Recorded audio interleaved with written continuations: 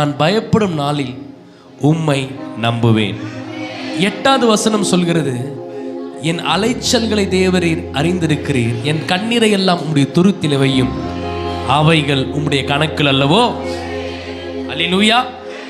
பாருங்க, சவுலால பயங்கரமான பிரச்சனை தாவீதுக்கு. 21 முறை தாவீதை கொலை செய்யணும். தாவீது என்ற ஒரு மனுஷன் இருந்ததற்கு அடையாளமே இருக்கக்கூடாது.